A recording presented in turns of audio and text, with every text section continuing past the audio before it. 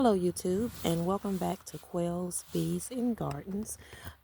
Today this video is going to be on how I got my plants started indoors for the garden, and I'll be taking you step by step my process for doing that, taking you along for that journey. The first thing I think I mentioned in a previous video that I had started several plants indoors on January the 11th. I'm going to find a cup that represents that. This is some kale. This is some kale, and we'll talk about, I think I mentioned how I didn't like how some of them were coloring. I do still consider myself a newbie, so you will be witnessing some successes, and you will be also witnessing some fails. So I wanted to take you along for that entire process. So this is, like I said, kale. It is the blue scotched curled variety, and so I've labeled it here, and then you'll see the date here. It says January the 11th. And so I started almost 95% of my starts on January the 11th, and they are in blue cups. This is my first year getting a good start with indoor plants. So each year I do hope that I get better and better on this gardening journey. So I'm using a color coding method, and by me getting started so early, it depends on how early you start. If once your plants begin to grow, if you need to put them in a bigger cup or separate them and make room for the root system to grow until after your first frost date, when you can take them outside and transfer them into the garden. I did get started, like I said, early. I was excited about this experiment. So I am going to have to separate these and put them in their own separate cups. As I mentioned in a previous video, I don't use the method where you put two in a little cell, and then the weaker one, once they start growing, you just throw it or clip it out and throw it away. I don't do that. I like to see what will actually correct itself if it needs to and thrive. So today I'm going to be, because I did get started so early, I'm going to show you how I transplant and separate, like kale, for instance. I don't know if that's what I'll do today, but it is 1, 2, 3, 4, 5. It may be 6 or 7 plants in here. And what I will do, now these that already have the yellowing leaves for one reason or another, it's not worth that. But the ones that really look good, I will go ahead and put them in their separate plants, and I will be demonstrating that today. So I do use a color system where, like I said, when I first planted it was on January 11th, and this one, it's blue, and then this one is in a red cup. So that lets me know all the ones that are red have already been separated, and they're waiting to find their way into the garden after my first frost date, which is April 7th. And then I mark it when I've done this. So this apparently came out of a cup that's large cherry tomatoes, and I did this on the 15th. I did this one day last week, so it is ready to go into the garden. So that's my color coding method. But like I said, it just depends on when you actually get the plant started, if you will have to go through the second up cupping or up planting is what they call it. So I use that color method. Well, that's what I'm doing this year. It's an experiment. And I know you hear me mentioning about transplants and or you may have heard other YouTubers talking about getting a start on the growing season. Well, that's what this is. that this process that I'm going through now. Getting a head start on the growing season means going ahead and planting the seeds in a cup or any kind of medium that will hold dirt inside, and trying to create the environment in the house like they're outside. And so once they start growing, then when it's time for you to put them in the garden, then you can go ahead and transplant them out, and they have already gotten the jump on starting to grow, because I think the size that they like them to be is at least 4 inches before you take them outside and put them in the garden. So sorry, something's in my eye. And so you can either go that route if you want to get a head start on the growing season, or you can do what they call direct sow. So April 7th for me, if I had not started inside, then I would just go ahead and put the seed in the actual dirt in the garden. And as you can see, there's like a couple months head start if I did it inside. So I'm going to be doing both this growing season. You see the starts, and at the same time, after my first frost date, I will put the transplants in the ground, and I will also direct sow. So in case whatever I did in the house doesn't work, or some of them may thrive and some of them may not, then we'll start the season with direct sowing into the ground. So what I will do now is I will demonstrate just planting a seed, because I did get a couple flowers planted, but there's other flowers that I wanted to plant also to bring what they call the beneficial insects that come, and the bees and the butterflies. We like to plant flowers and stuff that will attract them to come to our garden so that they can pollinate the plants that need pollinating. So I should have, well, since we're this far up,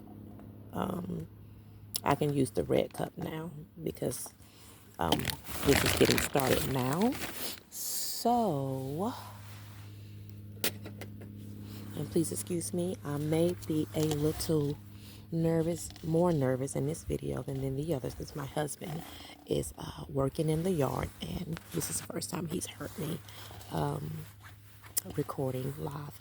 So this is the cup, and I was explaining that you have to put the holes in it. So what I do is I take scissors and I put 2 holes in the bottom of the cup like that, and then along the sides I put 4 holes. So you can see that 1, 2, 3, 4, and then I'll label. With you guys, I will plant some sunflower seeds, and so I will label that.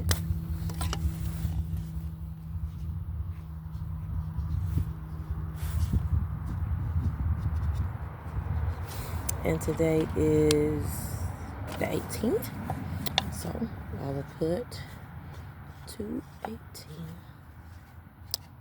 24. So there we have that. And now I will put in the dirt, and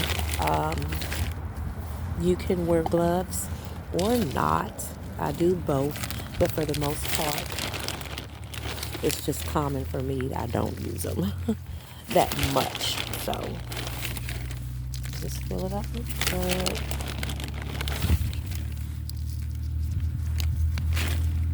And pre-moisten the soil. And I'll turn it so you can probably see how the water will run out because of the holes. because this is a way where the dirt will not get soggy. So I've pre-moistened.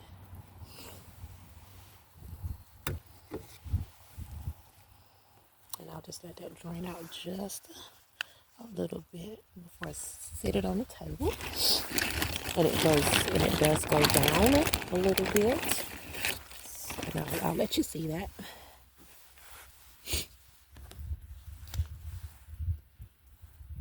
And so I'll just put more dirt on top of it. Okay. So you want to gently pack. You don't want to pack it and compact it, because for lack of a better word, it could, especially if you forget to keep it moist a couple of days, it could compact the soil together and give the seeds a hard time to get to the surface because of the hardening of the dirt. So you just want to lightly tap it so it does have like an aeration effect where oxygen can get to the seed. So general rule of thumb is they say you would plant the seed as deep as how big the seed is. But just follow the instructions on the seed pack and you should be good. But if you don't have that, then that's the general rule. Excuse me. And these seeds, these sunflower seeds, forgive my fingernails, I just was in the dirt, are like your actual sunflower seeds that you eat. So what I'm going to do, it's still draining a little bit, so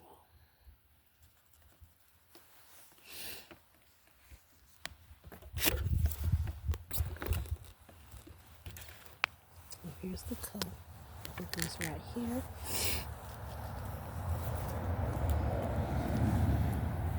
And I'm just going to use this pin here and just barely on the top.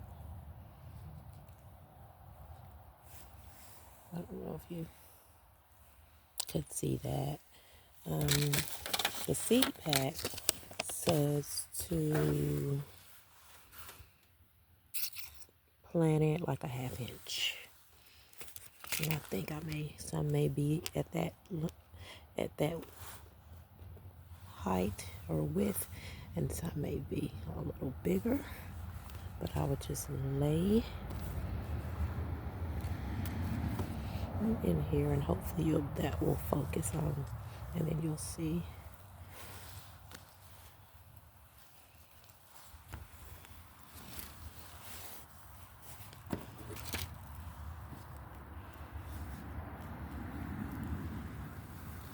May not be able. If you can see where my pen, I think you can probably see that. And then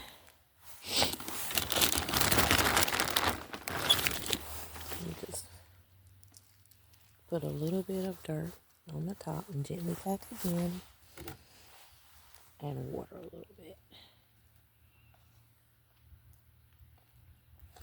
And that will be ready to go in the garden after April 7th. So, and I won't have to upcut that. What I did want to talk about is something called legginess. First of all, let me tell you about the other containers that I'm using, because you can use anything that holds dirt. I eat a lot of mushrooms, so the container that the mushrooms come in, I use those also. And for the most part, I like to use the blue ones because you can write on them without having to use tape and then putting on here and labeling. Well, I didn't have tape to put on this black one. It's the only black one I have. And so, of course, with the luck that I have, of course, I can't remember what it was, and once it starts growing, sometimes I can tell what it is, but in this case, of course not. So I will have to wait till it gets a little bit bigger and starts putting on its flowers or its fruit before I can tell actually what it is. But I think it's loofah, and that's something that we can discover together, finding out what this is. But while I have it in my hand, I wanted to talk about something called legginess. A lot of the plants that I started indoors have done good. Some of them have just a little bit of legginess, but a lot of them looks like they have done well just at the kitchen window. I do not use the light setup and things like that. I don't see where I will be using it. If they survive, just by the sunlight, then I'll be happy with that. So we'll see how these do. But legginess, I will pick up one so you can see what they mean when they say that.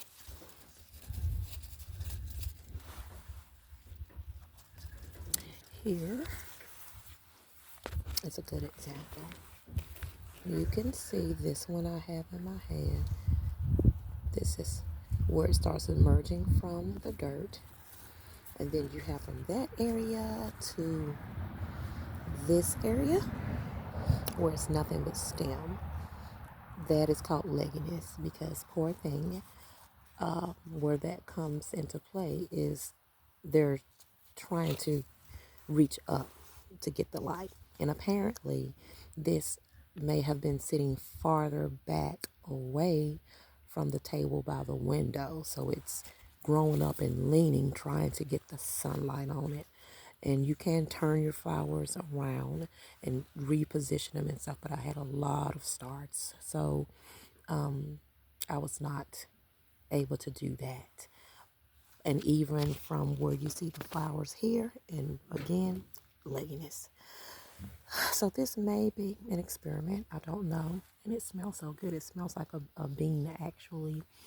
But what they say you can do to, I did some research on YouTube. What they say that you can do is when I get ready to transplant it, when I get ready to put it in its separate cup, you just bury this part to this part, maybe half an inch to an inch out of the ground. So from here up to there will be out of the dirt, and then the rest of it will be buried from here to here. So that's what they call legginess. So you will be with me to find out if that works out.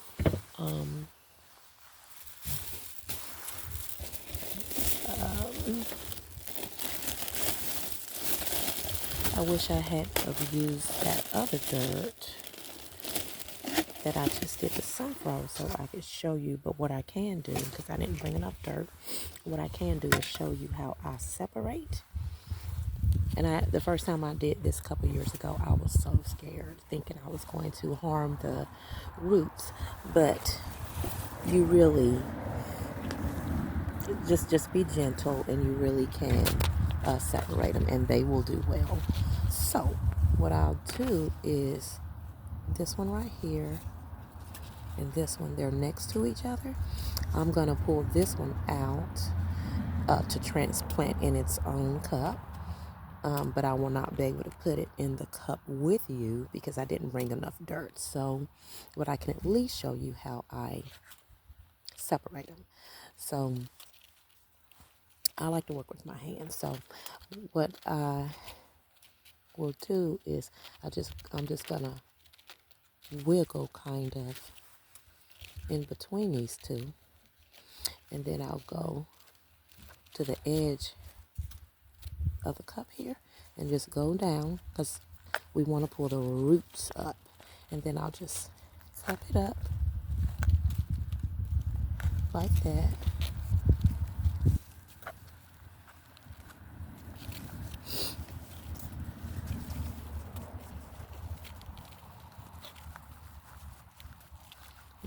dig in there and pull it up. And they both, see, I'm wiggling. You just wiggle. And in this case, both plants came up. And so I'm holding each one in my hand, and you'll see they just came apart like that. And I just shake down like this. And then that's that one.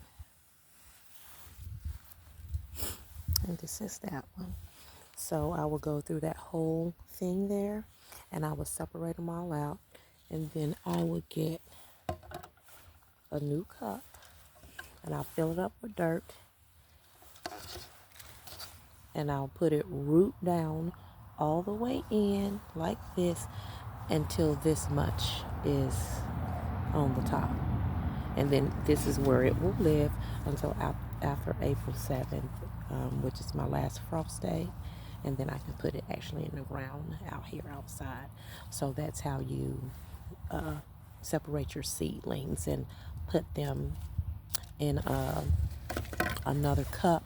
And the reason why you do that is because the first plant that I showed you was a good example with the kale. I don't know if you were able to see on camera, but these roots that I just pulled, it grew way down on the other side. So imagine I have all these in here, what the roots are doing.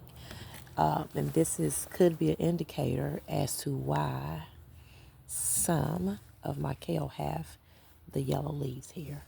And it could be because the root system is, all of these roots are like intertwined and they're competing for the nutrients. All of these plants in this little bit of dirt. So that's another reason why you just have to decide how early you're going to start, if you're going to start inside or if you're going to wait halfway through, so they don't live that long in a cup, but they live long enough in a cup to get to the 4 inches so you could take them outside. It's just up to you which way you want to go. But that could be a reason. It could be watering. And speaking of watering, I will speak about the best way they say to water. But those are some of the reasons why some of these petals could look the way they look. Let me show you something else, and then we can wind this video up. Just bear with me 1 moment.